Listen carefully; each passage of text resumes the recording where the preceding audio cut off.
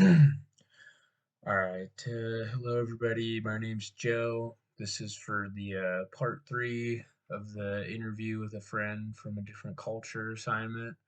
So we'll just get right into it. So for the first question, I interviewed my friend Bermudez, and I know him through the Army. So he came in as a mechanic to Fort Carson. So I just met him through stuff like that. Turned out pretty cool dude. So we've hung out a couple times. He's from Brazil, so he identifies with Brazilian culture, and mainly in America, just anybody who's like really identifies with like South American cultures, he gets along pretty easy with, just because it's so similar in some senses. For the next question, so during our interview, I noticed several connections from the frameworks we've discussed in class. So one taxonomy I found particularly relevant was Hofstede's power distance index. So power distance is defined as the extent to which less powerful members of a society accept that power is distributed unequally. So Brazil scores higher than the US on this index, which means that Brazilian society is generally more accepting of hierarchies and unequal power distribution. This cultural background might have influenced my friend's decision to join the army, an organization that's pretty high on hierarchies and meritocracies. So he mentioned that he had an inclination to move to the US and since a young age, and then joining the army seemed like a great option for him to get out of his comfort zone and then integrate into American culture and get citizenship as well.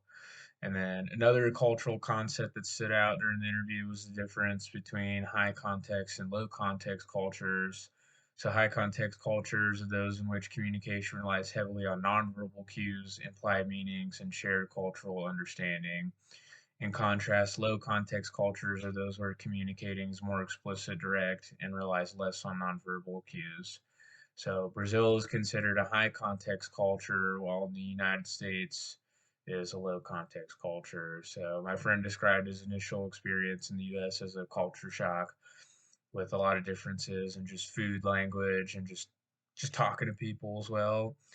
And so this aligns with the challenges people from high context cultures face when they're adapting with low context cultures. So, last one, any biases? I think in those cultures, they like I just said, it's um, a, a low context culture. So he really like uses a lot of like body language. There's some of the things that he'll say to me that which is like slang from where he's from. I don't get it at first.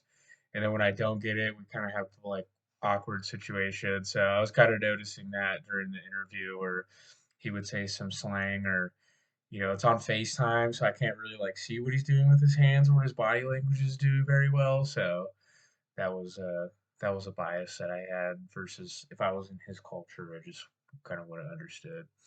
And then share at least one unique aspect or particular story. There was one time where we were in the parking lot. And there was another soldier there who was not in not abiding by our values very well as an organization. And so Bermudez, being a sergeant, had to discipline the soldier verbally.